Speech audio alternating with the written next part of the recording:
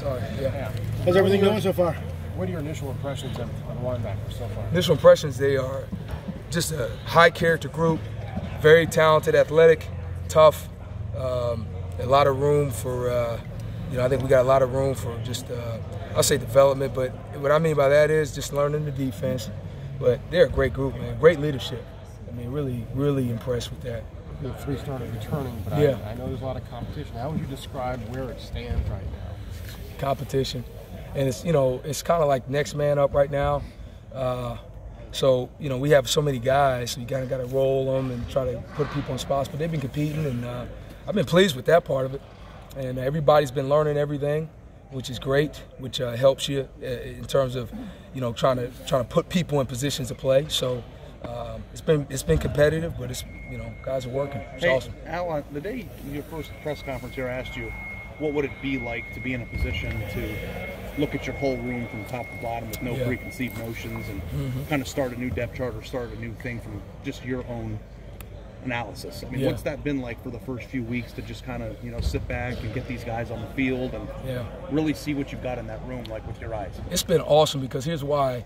Every kid knows that, so you get everybody's best. Like, nobody's comfortable, nobody's complacent, everybody's growth-minded, everybody's eager. And so as a coach, I'm not coaching effort. And I'm not saying a place like this you ever would, but it's human nature, right?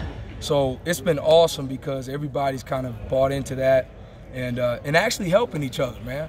Oddly enough, I say oddly enough, but guys are very supportive of each other. But when they're out there, they want it. So it's been fun in that way. Is that hard? As a coach? Just meaning like, usually you have precedent, you've got people who started, you've got returning starters, you've got captains. Is it hard to start from top to bottom from the beginning? Well, I mean, look, Malik Harrison, for example, he's a 4th-year guy, he's a senior. I mean, clearly he's not on the same level as a freshman, right? I mean, so when I say that nobody's comfortable, I mean, Malik Harrison has earned enough equity in his body of work. He's an excellent talent. So I don't mean that. I mean more so in the middle. But you take a guy like Dallas Gant, who's a young player, and he's getting opportunities, emerging. Taraji Mitchell, like those guys, to me, are the ones I'm talking about. Okay. Yeah, so some guys do have equity. You got to. I mean, you know what I mean? Like a guy like that. I mean, you gotta. I mean, and he's shown that. He's worked his tail off. He's been a. I mean, he's been a leader. So I don't want to be. I don't want to say that. Yeah, I got you. You know what I mean? Yeah. But like a guy like Tough Borland. Yeah, tough. Yeah, those guys, man. I tell you, Pete Warner, Justin Hilliard, Baron Browning, those guys have been here, man. I mean, they got equity. So I mean, you respect that, and that stuff matters. But are you in a position where you would make a change if you felt it wasn't the right move? I wouldn't say. I mean, this is the 4th practice. I think it is. So I mean, you still got a lot left. So I don't feel like I'm ready to answer that yet. But everybody's been working their tail off. So for sure. You mentioned Dallas Gant. What has he done to emerge? Man, that guy. He's done all the little things. He talks special teams. In our culture, this is something that's been here from Coach Meyer, and I've been fortunate to be around coaches that have worked under Coach Meyer. But special teams is huge, right? And so a lot of times it's a rite of passage for a young player. And so Dallas Gant, man, he is, he's taken that and ran with it. He's done a great job in his role as a linebacker, man. You watch the tape, he shows up, and he's competing, and he's every day getting better. So I'm really excited about him. He's done a great job. This unit took a decent amount of criticism last year. When you watched the tape, did you feel like that was justified, or how do you feel like you guys look so far? Do you feel like this will be a strength of the team? Yeah, I mean, last year criticism, we lost 1 game. So everybody's got stuff to improve on, so I don't really give that much thought, to be honest. It was the position. Yeah. I'm sorry. I know you weren't here last year. Yeah. From working with your guys, how much of a sense are you getting that what you're asking them to do is something new? That's a good question. That's a really good question. Honestly, they just kind of have bought in and have gone to work. I mean, everything's new because you got a new scheme, right? So I think that's tied into it. But there's no resistance. There's no. I mean, if they make a mistake, you very rarely are making it twice. So I think they've taken to it. So I don't know if that answers your question, but I try to focus on the stuff that matters. It's kind of what they're doing now, fixing what they're doing, or encouraging them, that type of deal. So I think they've been doing well with that adjustment. You said earlier you're not coaching effort because everybody's busting their in. They are, man. You're not having that. It's I mean, the big time, right? They know. They know. Everybody here, every kid here, man. Coach Malati, yep. It's a culture. So everybody wakes up. You should see these guys at 5 a.m., man. They take the field running. It's a great culture. And, so, every, human nature comes in every once in a while, but that's normal. But, What's the adjustment to Ryan Benning? Adjustment? Yeah. Man, you know what? I don't know if they're, I think he's obviously done a really good job of his communicating. So I don't know if there's an adjustment, and that's hard for me because I'm just getting here. Yeah. So it seems like everything is rolling. To my understanding, rolling like it has been. Now, I know you guys have been experimenting with a hybrid linebacker safety kind of position. What is your guys' goal for that position? Just the playmaker, put them in position to make plays. See what they can do well. Kind of grow their skill set.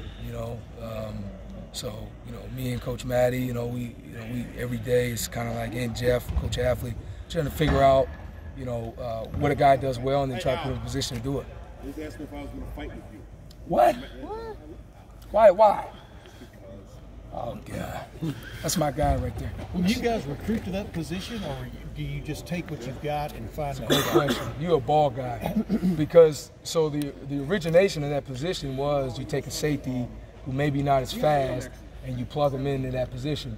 But now I feel like that guy, you think about historically, that guy is a guy who can sack. He can pass, rush the passer. Not every safety can do that. He's a guy that has to be able to play at the line of scrimmage, use his hands. Not every safety can do that. The guy has to be able to cover man, a slot.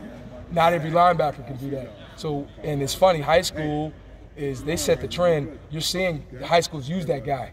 And so you can recruit to that guy, I think, to a certain extent. That's a great question. Al, would you mind just in how you anticipate you guys putting 3 linebackers on the field or whatever, 2 in the hybrid position on a typical down? And I know offenses change. I know there's no such thing as a typical offense or down anymore. Yeah. What are the responsibilities of the 3 linebackers who will be in on 1st and 10 most of the time? Stop the run. Can you go what you just did with the hybrid position? Yeah. Just how you think about linebacker and the kind of player you're looking for at each of those 3 spots. So you take the Mike and Will. Those guys got to be fundamentally. They got to be excellent because they're closer to the ball, and we're a fundamentally, I don't know what the right word is, but a focused unit. So we talk about leverage, you talk about footwork, you talk about hands, all those things, tackling. So we're looking for guys who kind of buy into that first off, and that are built like a mastery of that. And then, you got to be instinctive. You got to be able to use your eyes. You got to read your keys, and you have to be able to act on it. So instincts are big, and guys that love contact. So if you look at characteristics, those are the kind of things we're looking for, man. And obviously you got to be able to run, but everybody here can run. You got guys who love contact that just seek it. I said something to Kayvon Pope today. He was, there was a play, an inside drill, and it was over on the opposite side, and he just ran over and just made contact just to make it. I said, man, you're a contact seeker. Those types of characteristics you like. He's a young guy who's going to be a really good player, but those are the kind of things you look for in those positions. We've been fortunate to be around some real good ones, but those guys got to be missiles, and they got to love it. And you guys know it. There's more. Hell, they were at practice today. Carpenter, Josh. Those guys, all those guys, historically here, have been ball players, physical, and run, and they're buying the fundamentals. Speaking of OSU history, it wasn't too long ago that Ohio State was using a hybrid linebacker, but it was more of a defensive line. That's right. Linebacker hybrid position. Yeah, they called it the Viper. What's the difference between, say, that and the safety linebacker? Just exactly. So our guy is more back end oriented to the front. That guy was more front end oriented to the back. And so every team kind of has their niche, and a lot of it's based on what you're doing, what you're asking. Like beautiful thing. We got the best D-line coach in America. And I'm going to tell you this. We want those guys playing with their ears back, doing what they do great. You know, and so like the jack guy, a lot of times will be asked to do in coverage. We want our, you know what I mean? So it's like what you ask that guy to do, I think our guy is more back-end oriented to the front. What's the name of that position? Bullet. Bullet? Yeah, bullet. Hey, Al, is Brendan White the guy that you... Is Brendan White the guy that you guys are working at that position? Does he seem to be the guy? He's had some reps, yeah. What is it about him? Well, he's an established player. Like you talk equity. He's one of those guys that's put his body work in. He's a great kid. He works his tail off. He's in all the time trying to get extra tidbits, and he's actually doing a little both, you know, safety and bullet. You know, so he's taking some reps in that spot as well. Who else is at the bullet? Who else are you looking at there? Went is a guy that's got some reps at that spot, and really that thing it's gonna grow, you know, because as we go through the spring, you know, there's so much like we got to see so much more and from everybody just so you can make the best determination. At least that's been my experience, but those are the guys that kind of get most of the work so far. What have you seen from an enthusiasm standpoint of these guys embracing this change, this different look? I'm talking about just the defense as a whole. Man, they've been incredible, and I'm not just saying that. They've bought in. These guys are. I said it to the linebackers in practice. They're growth minded. Like they want to learn more. They want to do more. They're not calling what was, and so they've been enthusiastic about it. And then the culture's right. I mean, listen, Coach Marotti, that guy, man, he's amazing. I mean, that culture is right. So when that's right, usually guys kind of fall in line. You know, so that was my take on it. When you talk about growth at that bullet position, is that, when you say that, do you mean that's something that you guys are working on now, or is that a position that you look to recruit in future, like, hey, that's a bullet guy, we see that in recruiting, or is it kind of a combination of both? It's a combination of both. I mean, hell, there may be a great bullet on our team now, we just don't know yet. I think there is, we know him, but you never know, you know, as time goes. Hell, a year from now. You know, I've just seen it happen so many different ways, but in recruiting, I think you can kind of identify the niche guys. You know what it's a lot like offensively? You hear people talk about those five, like who's the kid at Purdue? Rondell Moore. Oh, that's a great example. Like that guy is a shorter, he can catch, he can run. Those dynamic guys, it's the same thing on defense. Trying to find those niche guys. I'm sorry to ask like a basic question. It's like the foundation of what you guys want to do defensively. I apologize if this sounds like football 101. Okay, so you have Tuff Borland and Pete Werner and Malik Harrison and Baron Browning and Justin Hilliard and Terada Mitchell and Kayvon Pope, and you have a filled linebacker room of good players, Dallas right? Gant. Dallas Gant. And only 2 of those guys will be on the field most of the time? Based on personnel. So sometimes you will have 3 traditional linebackers sometimes on the man field? 4. Yeah, sometimes man 4. Can you just like what? I'm just curious about that because again, a lot of the time, obviously you guys last year Ohio State, you go nickel sometimes, and it's Malik and Baron Browning are the 2 linebackers in nickel, and then but on a lot of the times there's 3 linebackers on the field. But now we're talking about a position where White and Wint are former safeties who are coming into a spot, and who are also taking safety reps too. Excuse me. But they seem like there might be fewer reps, for lack of a better word, traditional linebackers. And tell me if I'm wrong. I'm just trying to get a sense of, seems like you have a lot of good players in the linebacker room, and maybe less reps at linebacker. Yeah, I mean that's partly. I mean you can't. I mean, but it's again, man. It depends on who you're playing, and there may be a week where one guy gets. I mean, it's just part of who you're playing, what you're going against. I can just tell you, we're not going to play 4 linebackers versus 10 personnel. Right. I mean, it's not happening, and we're not playing 2 linebackers versus 12 or 22. So it's like who you're playing, and what you're asking the guy to do is the big thing. And like Greg Madison, Jeff Hafley, those guys have been through it all, and so they kind of have in their mind what they, kind of what we asked the guy to do, and they go about the business of doing it. So, if that answers your question. What are your impressions of Warner? Questions? Accountable, tough, hardworking, talented, all in, eager to learn. So normally guys like Pete and Tuff and Malik too had taken so many reps in the fall, they would have a very light spring. But you're introducing something entirely new, and you need to get a look at them. So what is their workload like compared to what it would be if you were trying to rest them up like you might otherwise be doing? Yeah, we got depth, so everybody, we're smart about it. We kind of to manage reps, and so yeah, you're right. You don't want to blow anybody out, especially when you don't need to. So yeah, I don't know what it was like last year, but this spring it's been good in that regard. And we had a couple walk-ons in today, man. These guys, they showed out. Ben Smeezing, Smeezy, I call him. He's a freshman walk-on from Pickwa, and got out there and got a lot of 2 reps today and ran the show. So it's pretty cool to see stuff like that. And then you see Tough working with him, talking to him. So I think I think that's a good problem to have. So you do expect to see Brendan White and Justin Wynn kind of interchange between the safety and the hybrid position? That's where it's been. I don't know if that's the way it's going to be. That's where it's been the first couple of practices. But I didn't know they're a real good player. I know Brendan White's a guy, man. He's a good player, and he's kind of earned that part of it. So and he's bought in. So I think the more versatility he has, he knows that helps him and it helps us. But you said you were looking to find another one of those guys. I recruited a brother. How you doing? How you sneak in? Anyway, I was saying, so you were looking to find another one of those guys on your team this year, like Jocelyn or Brendan. How do you spot a bowler guy? What do they do in practice that says that guy would make a good bowler? Man, that was a good question too. You guys come with good questions.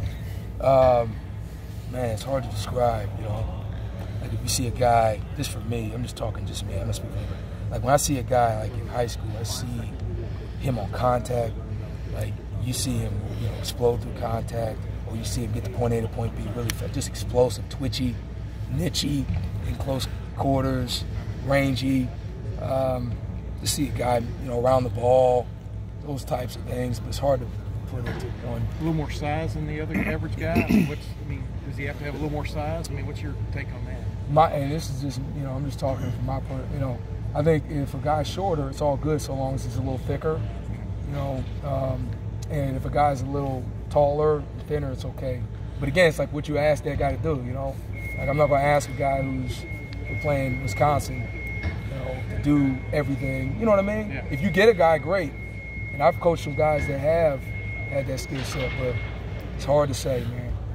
You still want a guy who's happy if you came in and people say, I watched him, that's the guy we want to watch, see what he does with that unit that he doesn't struggle at. You feel good about this, right? Listen, I don't feel good or bad about anything. Okay. I look at the situation and I look at, okay, how can we improve? Here's what I do feel good about.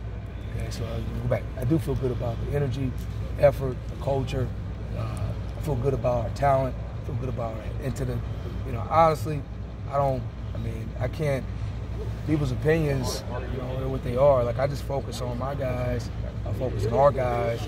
Focus on how we can help them, and I'll focus on how the next day. I'm thinking about, you got to watch film and figure out what corrections need to be made, congratulate them on what they're doing well, and encourage them, and then go on to strap it up and get ready to go back.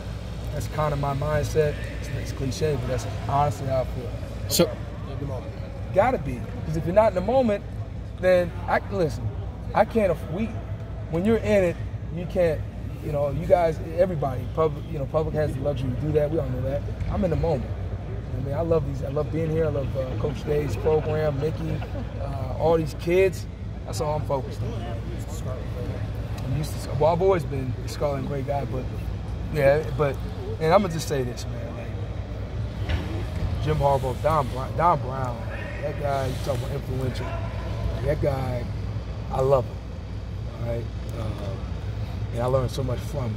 I'm proud to say that.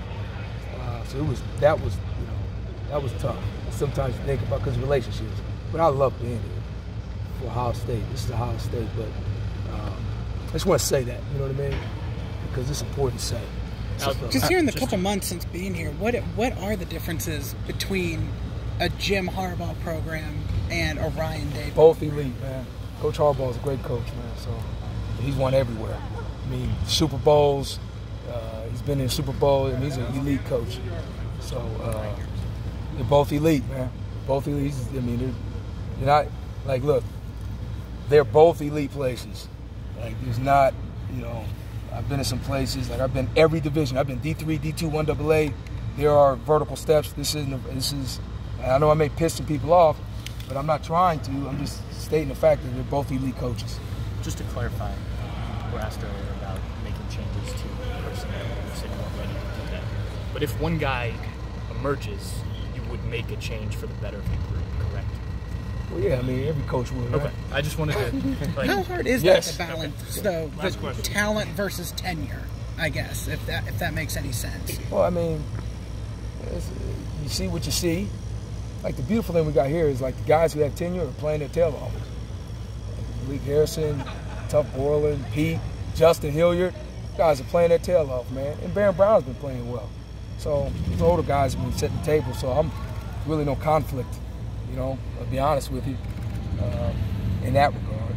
So I'm sorry. But like Malik is more a will than a bullet. Yeah. Yes. Why? Just more of a traditional for what we ask a guy to do. I don't know that. That's a good question. I mean, it depends on what you ask the guy to do. I mean, we can make a new defense and make a new bullet. It's a good idea. Well, I'm just trying to get like the basic foundation, because it's just so interesting to me of how you're gonna decide which pieces to have on the field at a given time. And obviously, we understand what you're going to do against. What you would do against Purdue is different than what you would do against Wisconsin, or you know that you adjust to what an offense does.